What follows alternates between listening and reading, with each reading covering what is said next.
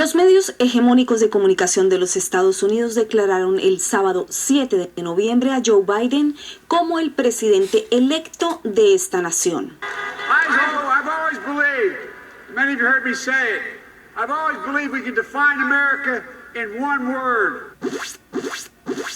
Los fuegos artificiales ya han sido lanzados, mientras todos, tanto demócratas como republicanos, saben que los votos se siguen contando. Y aunque hasta hace tan solo unas horas los demócratas gritaban en las calles que debía contarse hasta el último voto, al parecer lo olvidaron en solo segundos, al igual que la pandemia. En un discurso esperanzador con fuegos pirotécnicos y todo lo que sus votantes quieren escuchar, el sábado en la noche, Joe Biden y su fórmula vicepresidencial Kamala Harris, respaldados por los grandes medios, sin corte y sin censura, se dirigieron a los estadounidenses e insuflaron los ánimos de los asistentes y espectadores en lo que fue su primer acto presidenciable, informando de su triunfo y cómo sería su mandato. Pero en la democracia, que no es más que el mandato del pueblo, pues no se puede ignorar al pueblo. Y eso es lo que está ocurriendo hoy en los Estados Unidos. Se está intentando saber cuál es el mandato de la mayoría del pueblo. Simón y Juan ambos invierten en acciones. Simón utiliza eToro para invertir en acciones sin pagar comisión.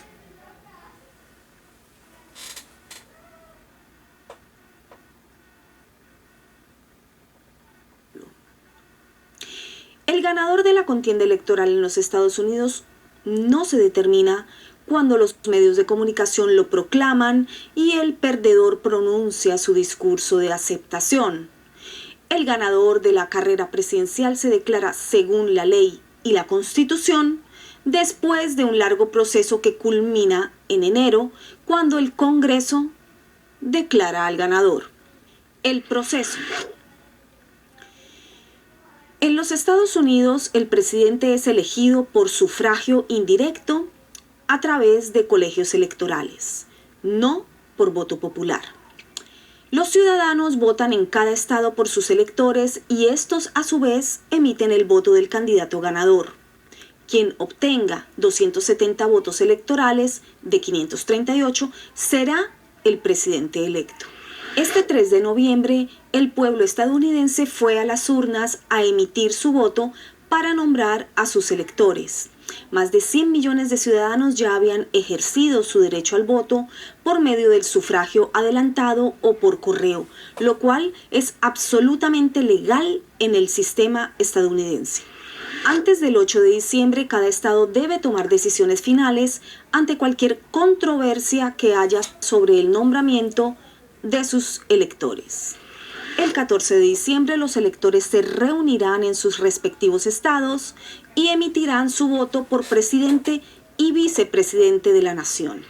El 6 de enero próximo el Congreso se reunirá para contar los votos electorales.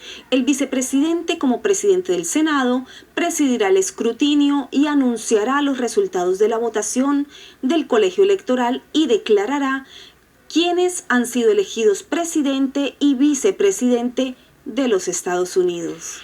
Si ningún candidato presidencial gana al menos 270 votos electorales bajo la 12ª enmienda a la Constitución, la Cámara de Representantes decide la elección presidencial, eligiendo entre los 3 candidatos que obtuvieron el mayor número de votos electorales. Si ningún candidato a vicepresidente gana al menos 270 votos electorales, según la 12ª enmienda, el Senado elige al vicepresidente entre los 2 candidatos que obtuvieron el mayor número de votos. El 20 de enero de 2021, el presidente y vicepresidente electos presentarán juramento al cargo y se investirán como presidente y vicepresidente de los Estados Unidos. Las variables. El coronavirus, los medios y denuncias de irregularidades en el proceso electoral son las variables de esta elección presidencial. Los estadounidenses debieron enfrentar su fiesta cívica de la elección presidencial luego de al menos 8 meses de encierro, mascarillas, gel antiséptico, ordenanzas de distancia social, toques de queda y alarmante y contradictoria información sobre un virus que aún se desconoce, pero que se ha llevado en su viaje desde China cerca de 1,5 millones de vidas, 238,000 tan solo en los Estados Unidos. La tensa relación entre el presidente Trump y los medios de comunicación fue subiendo cada vez más de decibeles a medida que la fecha de la contienda electoral se acercaba, para llegar a su culmen el jueves 5 de noviembre, cuando al unísono los medios hegemónicos y las redes sociales demostraron su poderío silenciando, censurando y demeritando las denuncias de uno de los contendores a la presidencia y tildándolo de mentiroso. And we have to interrupt here because the president has made a number of false statements, including the notion that there has been fraudulent voting. There has been no evidence of that. Allegations by his campaign. Este peligrosísimo acto de censura fue rechazado por muchos y aplaudido por otros tantos, sin saber que con él se sella la aprobación al silenciamiento y la mordaza. La evidencia absoluta de la censura rampante y falaz que viene ocurriendo al interior de este país, estandarte de los derechos civiles por parte de los medios hegemónicos y las redes sociales, quedó más que descubierta ante el mundo. Un atentado a la libertad de expresión y el derecho a la información, no de Trump, de todos. Pocas horas después, el sábado 7 de noviembre, los medios hegemónicos de comunicación nombraron presidente electo a Joe Biden. Pero, ¿por qué los medios de comunicación declaran quién es el presidente de los Estados Unidos? Muy fácil, porque así ha sido al menos durante los 2 últimos siglos en esta tierra de América. Desde 1848, la Associated Press ha sido quien contabilice los votos y dé los resultados en cada una de las contiendas presidenciales de los Estados Unidos. Y a partir de su informe, todos los demás medios informan. La AP es una organización global de noticias independiente y dedicada a la información fáctica. Yo misma trabajé para la AP en los 90s y podría dar fe de su rigurosidad en esos años. Pero la AP reporta e informa sobre los votos contados. Entonces, ¿cómo se cuentan los votos? A diferencia de muchos otros países, Estados Unidos no cuenta con una autoridad electoral única. Cada estado tiene sus propias normas, procesos y plazos. Los votantes que ejercen su derecho en los centros de votación lo hacen habitualmente a través de un sistema electoral de escaneo óptico o máquinas electorales de registro electrónico directo. La jurisdicción electoral local de cada estado elige qué máquinas electorales usar. Dado que ha habido denuncias de mal funcionamiento en las máquinas electorales, me fui a buscar cuáles son las máquinas utilizadas en los Estados Unidos y sus pormenores. El voto sagrado de los estadounidenses es contabilizado por Election Systems and Software, Dominion Voting and Hart Intercivic. Estas 3 empresas son quienes tienen en sus manos el resultado de las elecciones en los Estados Unidos. Casi la mitad de los electores estadounidenses votaron en estas elecciones con máquinas y software de la empresa Election Systems and Software, empresa que viene enfrentando desde 2016 un intenso escrutinio debido a la supuesta interferencia rusa en las elecciones de ese año.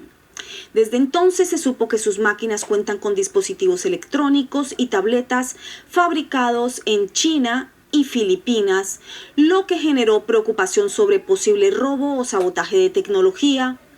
Y además, el dueño de la empresa y la identidad de sus inversores se desconocen. Tanta información secreta y preocupante sobre IS&S llevó a la bancada demócrata a pedir información sobre seguridad, supervisión, finanzas y propiedad de esta compañía. Aún se tiene poca. El mismo presidente ejecutivo de ISNS, Tom Burt, dijo el año pasado que, abro comillas, lo que el pueblo estadounidense necesita es un sistema que pueda ser auditado y luego esas auditorías deben realizarse y demostrarse al público estadounidense. La misma empresa de noticias que se apresuró en nombrar a Biden como presidente electo y se apresuró en censurar al presidente Trump, lo informó a fines de 2019, diciendo que las máquinas de votación de la nación se han convertido en un problema urgente debido a los temores reales de que los piratas informáticos, ya sean nacionales o extranjeros, puedan alterar la mecánica del sistema de votación. Dominion Voting System. El condado de Antrim, Michigan, un condado tradicionalmente republicano que se volvió azul en esta elección, volvió a ponerse rojo después de que un recuento manual de papeletas electorales dejó al descubierto que miles de votos emitidos para el presidente Donald Trump fueron accidentalmente contabilizados a favor de Joe Biden. Los funcionarios electorales analizaron los resultados y encontraron que el software de Dominion Voting System fallaba. Este mismo software es utilizado en 28 estados, incluidos Georgia, Illinois, Nevada y Arizona, tan disputados este año. Estas máquinas también cuentan con partes chinas y no soportan el voto en papel. El 9 de enero de este año, su director ejecutivo John Poulos debió presentar testimonio ante el Congreso junto a los ejecutivos de las otras dos compañías que manejan el voto electoral en la nación. Las tres compañías reconocieron que algunos de sus equipos permiten la transmisión de los recuentos de votos de la noche de las elecciones a través de un módem, una vulnerabilidad que los expertos en seguridad dicen que los piratas informáticos podrían aprovechar.